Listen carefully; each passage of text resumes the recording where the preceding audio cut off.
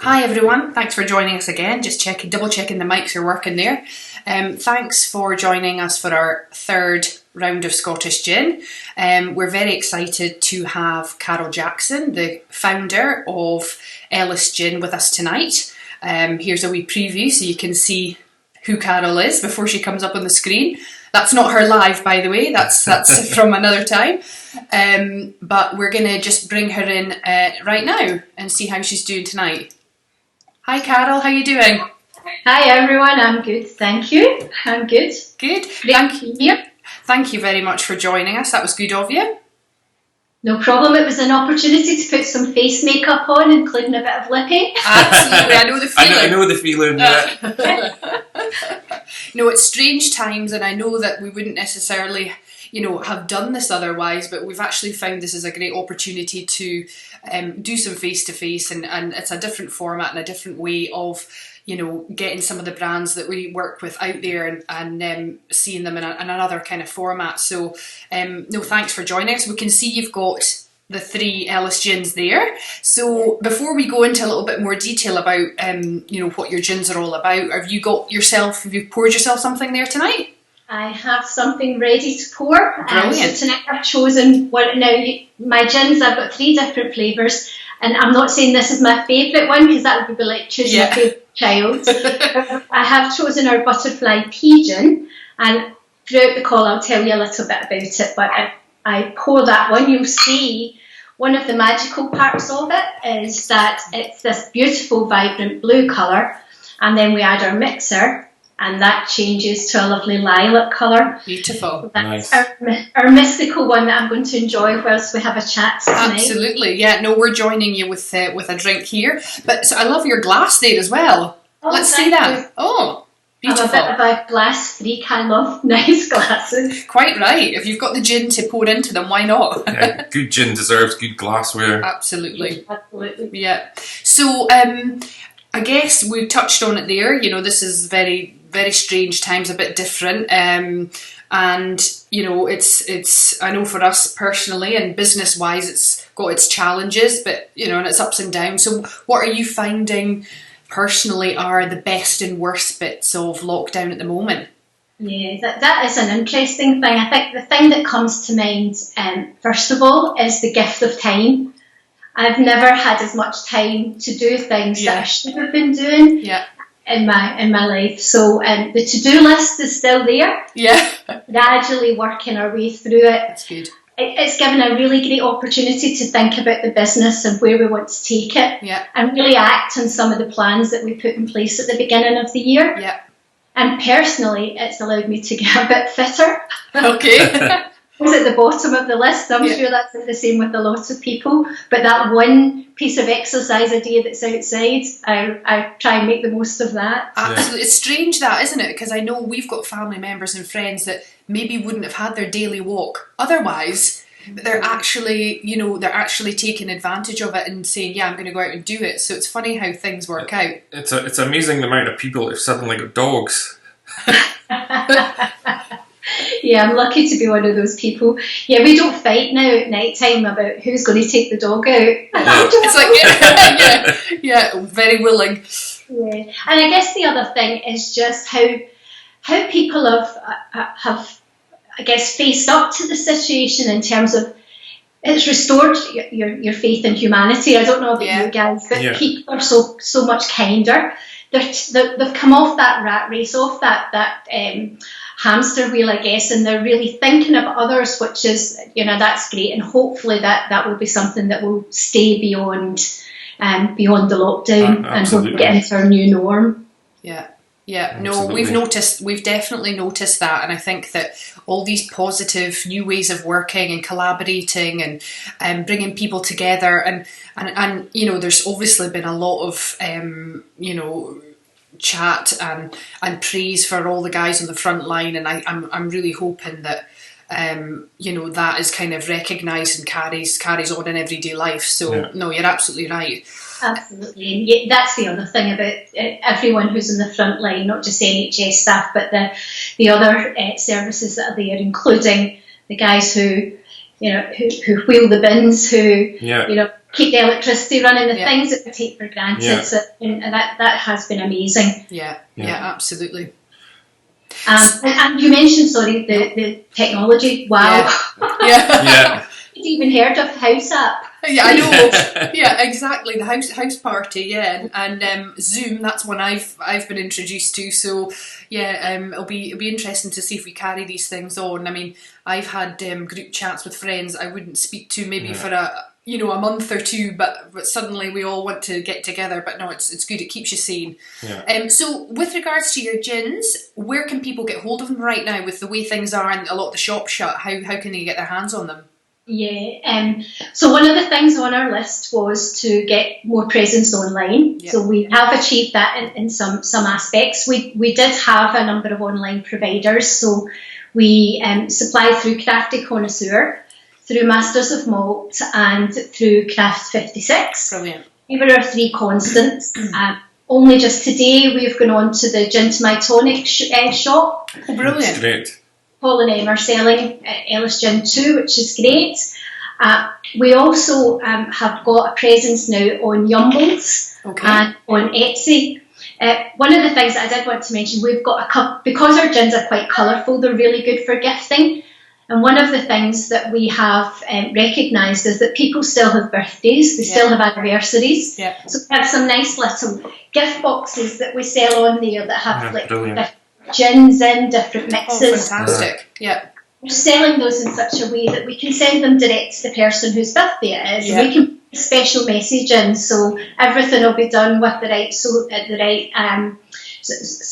distancing measures in place. So which of your retail partners are fulfilling that for you, or is that something you're doing yourselves? How?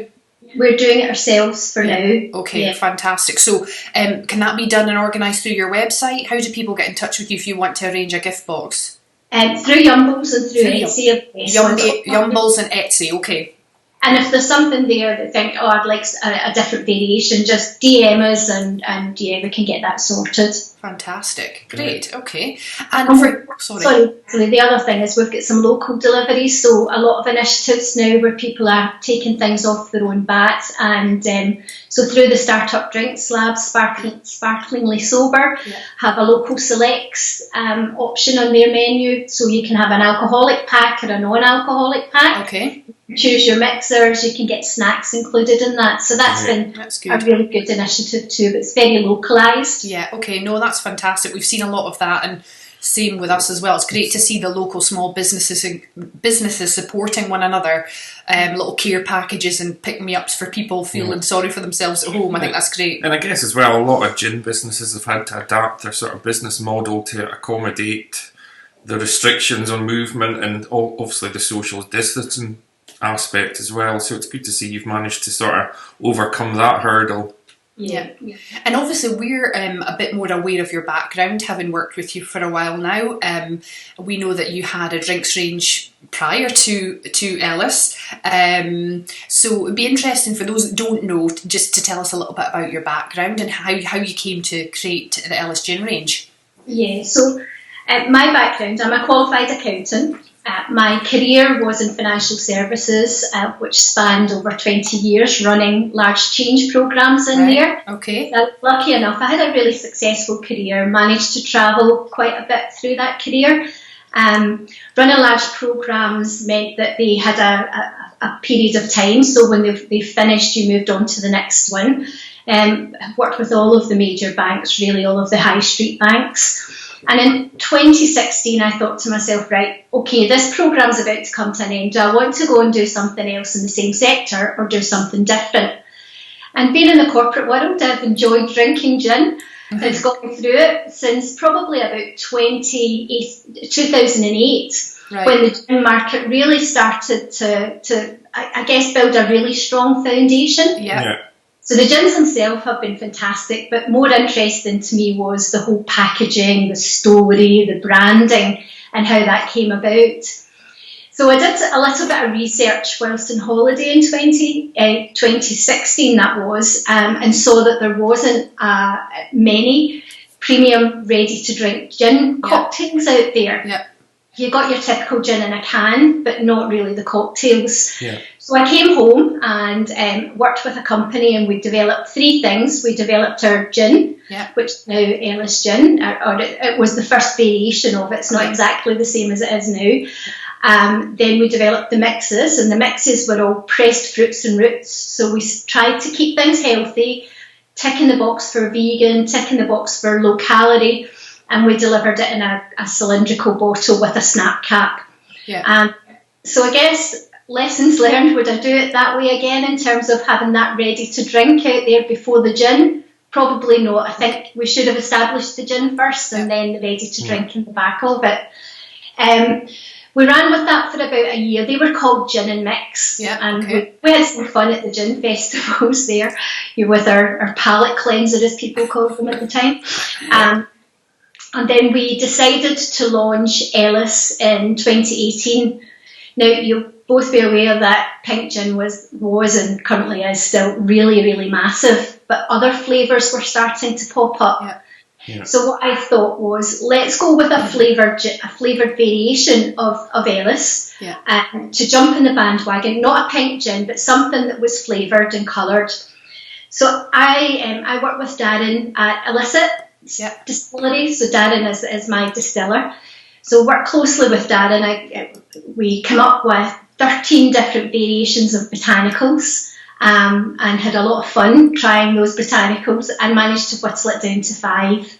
Fantastic. And from there we brought some people in, some of our target audience, and let them taste it, and we got down to the final 2. Okay. And with those final 2, I couldn't decide which one to go with, so we went with both of them. Brilliant. So, and you will see from my gins are numbered. Yeah. So we have an Ellis Gin number 2 and an Ellis Gin number 3.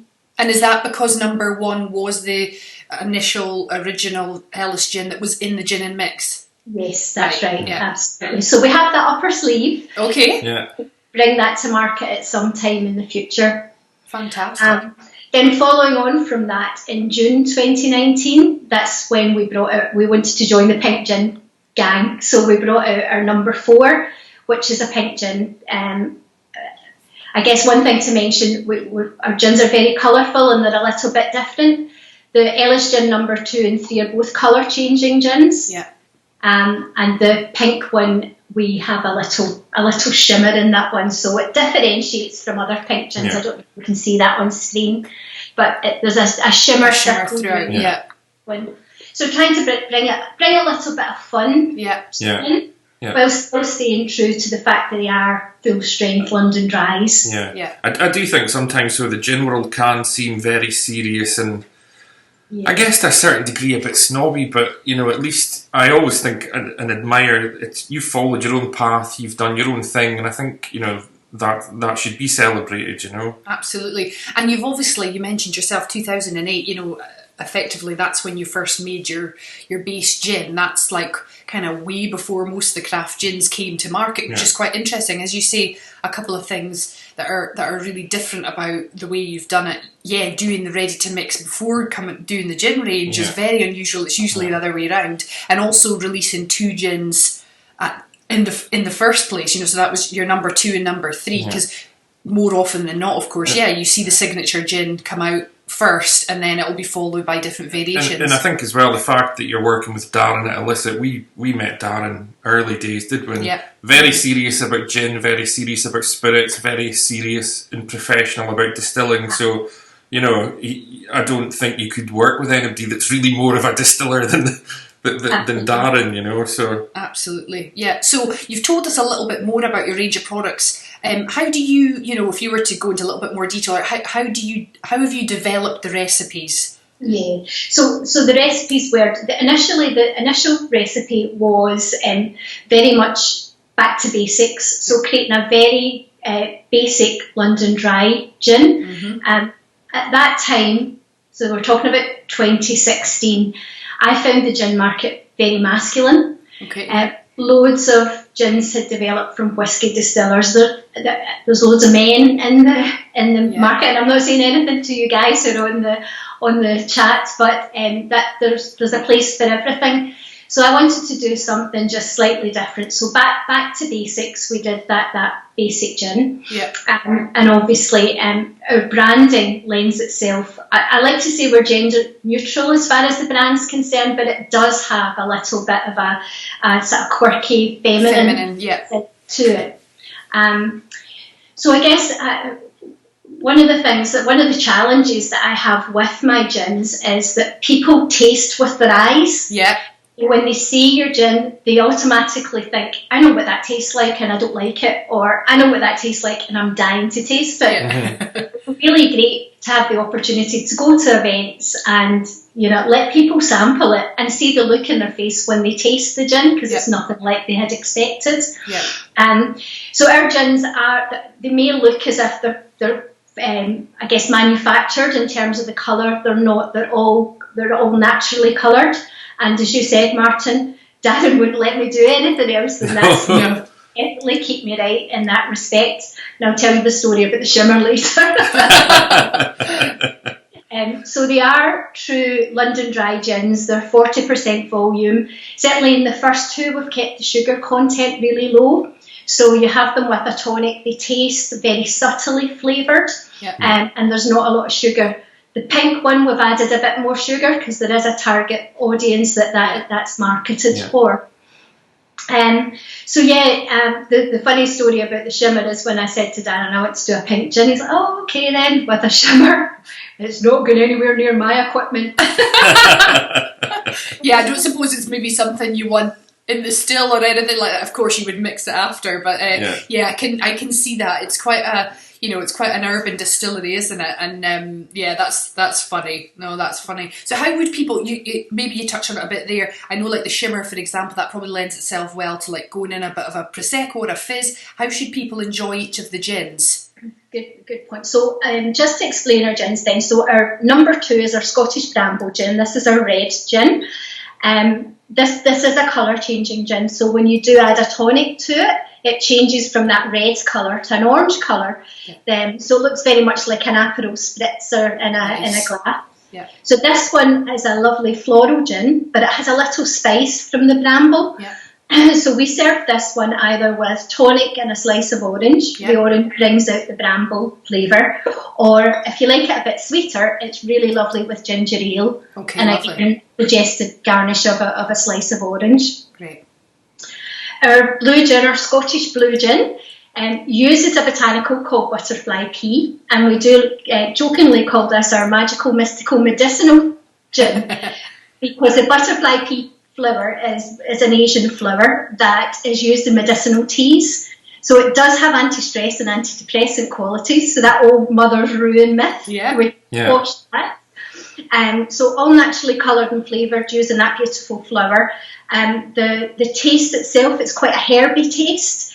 So when you quite tea-like in its flavouring, and we serve that one with an elderflower tonic, Lovely. Which is really, really great. And our pink gin, as we've mentioned before, subtly flavoured and coloured using strawberries, and then the shimmer runs through that. That one, as you say, really nice with a sparkling wine, but don't have any more than 2. And it's also nice with either a lemonade, a pink lemonade, or tonic if you prefer it a little less sweet. Yeah, okay. Fabulous. Well, thank you. They're all great for cocktails because of the colours and the colour changing aspect. They're really, really popular with cocktail waiters. And one of our restaurants we supply into is the Ivy. Oh, wow. Okay. I think I did see that. I think I saw the bartender made an amazing cocktail just a few weeks ago. Looks stunning.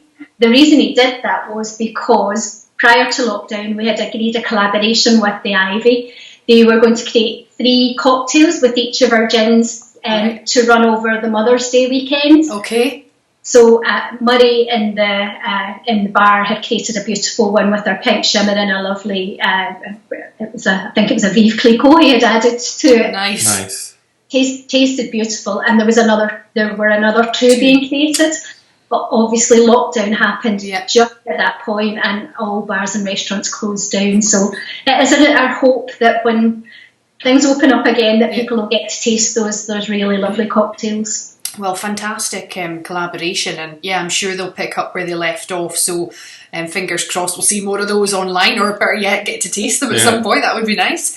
So, again, that's something that might come back. Anything else that we should expect out of 2020? What were your plans? Are they the same plans? How do you think things might be changed? Well, I'm not sure if I hinted earlier, but Darren and I have been working on a new flavour. We've been working on that since the beginning of the year.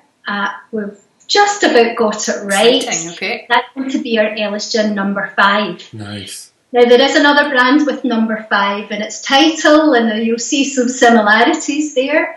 And one of the things that we wanted to do was launch on the 5th of the 5th, so all the 5s. Yeah. However, we can't do that. The distillery is closed right now for a start, and we've got some groundwork to do. Yeah. But we will do something on the 5th of the 5th, and what I'm planning to do is run a pre-sale of our Ellis number 5 on a crowdfunding platform. Fantastic, okay. The necessary preparation for that right now, so that's good. And that was always an intention. It's just changed a little bit, and we'll have to obviously take account of the current situation. Absolutely. And so will people be aware of the expression and what it's all about before you do the pre-sale, or are you just keeping tight-lipped until it's sent out? I think on the 5th of the 5th they might find out. Okay. We've given little teasers in our social media for up until then. Very exciting. No, we look forward to that. Something that will be lovely as we come out of lockdown. We have those long summer nights. We have our refreshing gin and tonic. Ellis number 5 is the right candidate for that. Brilliant. Oh no, we look forward to that. That's a little sneak peek. And the other things that we've been doing is that we're trying to grow our social media following. Yeah. So again, this is a fantastic opportunity for us to do that. It was an intention. We set our targets at the beginning of the year to do that. We have been running a number of collaboration competitions, which have brought people to our spaces. I'm really pleased. We've just finished one today. In fact, it was with a luxury chocolate company based in Inverclyde. Lovely. So win chocolate and gin. Win-win. An Apple Watch, and I swear to God, the vibrations of this watch all weekend. The entrance coming through. So that has allowed us to grow our social media following to just under 5,000 organically growing, which I'm really, really pleased about. That's over Facebook and Instagram. Yeah. So continuing on that theme. Brilliant. No, that's good. And you talked about, I guess, collaborating with Darren as an example, and you're obviously Glasgow based, as he is. I guess that would be probably your most local distiller. How do you find it, where you are, and just the Scottish gin industry in general? Do you find it's quite collaborative and supportive with your peers? I would say it's definitely saturated. Okay. I don't think anyone would disagree there. Yeah, no. I don't see it being collaborative, if I'm being honest. Supportive, yes. Yeah. You go along to your gin festivals, everyone's, there to have a good time. Yeah. Okay, we're a little bit in competition around who's selling what, but we all have fun at those, and I've made some really great friends and contacts as a result of those. I think more the work that you guys do and some of the other bodies really appreciate that, because I think you're one of the ways that we gel together as a community. Yeah. So really, really appreciate that. So that definitely works for me. And I guess the way that I look at it, because there's so many gins, Scottish gins in the market, I try and look at other sectors to see what other sectors are doing, so we can maybe do something a little bit different, or look at the trends that are happening there and try and bring them into our story or into some of the things that we're doing. Yeah, and that's good. I suppose that's one of the great things about having a commercial or a business kind of background is, you kind of maybe approach things in a slightly different way, and I think that can be a benefit going into, a new industry, can't it? Absolutely. Yeah.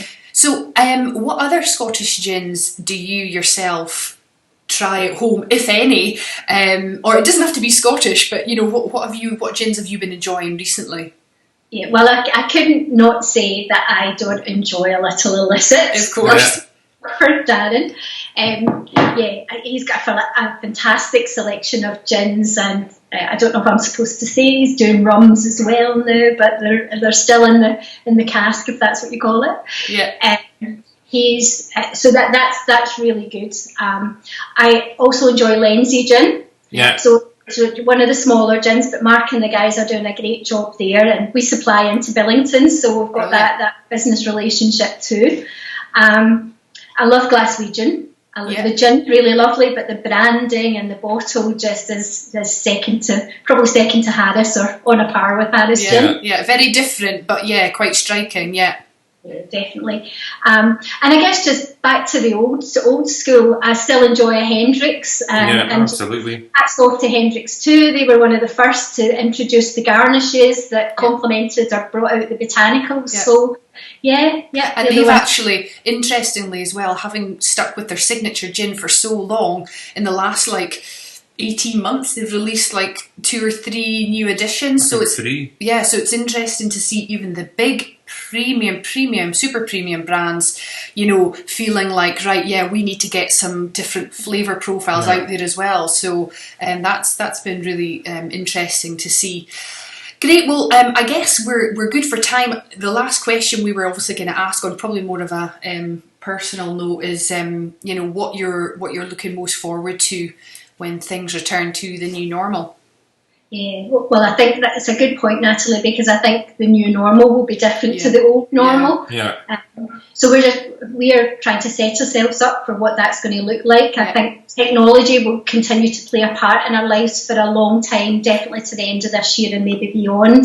Yeah. So we're doing some things to create some girls' night in packs that hopefully can complement the Zoom calls and the group meetings that people can't do face to face. I'm so looking forward to the bars and restaurants opening and the coffee shops. I didn't realise how much I relied on things like that, how much I missed. I know what you mean. Just that coffee shops is the way where you can just escape from things. Absolutely. And I'm looking forward to just being with friends and family for, in person. Yeah. We obviously missed Easter last weekend with my sisters and nieces and nephews. So, and this weekend we've got my nephew's 7th birthday that we'll need to do over Zoom. So all of those things that you take for granted, we're looking forward to that. And being able to roam free. I know. We're almost finding ourselves writing a wee list of all the things places we want to go and things we want to do already. But I guess it's just at the moment not getting too far ahead of yourself. But and I guess one of the things I didn't say is the name Ellis comes from my daughter. She might have sneaked up in a comment there, actually. Would she maybe be Ellis Jackson? That could be her. That could be her. To mention me, Mum. She put a really nice comment on, don't worry. So I do have a son as well who's not happy that I don't have an alcohol named after him, so that may be a 5-year plan. Well, if you ever do a rum or a whiskey in the future, you never know. But Ellis is named after my daughter, and Ellis is a pharmacist, so she's on the front line. So I'm looking forward to getting some time when we can do the things that we used to do and go for a brunch and a girly day out and things like that. As I say, the things that you take for granted, hopefully we'll savour them a little bit more in the future. I'd hate to put a month on it, but in the future. In the future, absolutely. Yeah. Well, no, hats off to her. And I know you were saying she runs her own business, so I'm sure she'll be deserving of some, mum time when all this is over. So thank her from us. But I think we're going to end things there. Thank you very much for joining us. Hopefully that's you've got something from that, and I guess the way things are, that's maybe been a slightly more eventful Wednesday night than it would have been otherwise. And just say to everyone who watches now and watches the catch up, please stay safe, do what everyone is asking us to do, and stay at home. It won't be long now. No, well said, absolutely. And order yourself some Ellis Gin while you're at it. Of course. No, thanks, Carol. That's been lovely. And I'm sure we'll catch up with you soon. Yeah. Thank you, guys. Take care. Good to chat. Thanks, Carol. Bye. Okay, guys. It's back to just the two of us. But Tweedledee and Tweedledum. Thanks for joining us. We, as usual, will have that online and on Facebook for a little while longer. So it's in the video section on the Facebook page, and we'll be promoting that again over the next few days, just so you can catch up if you didn't see it tonight. But thanks to everyone who has tuned in.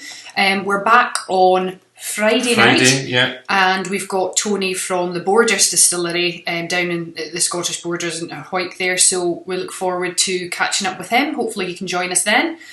Stay safe. Thanks again, everybody. Cheers. Bye. Take care.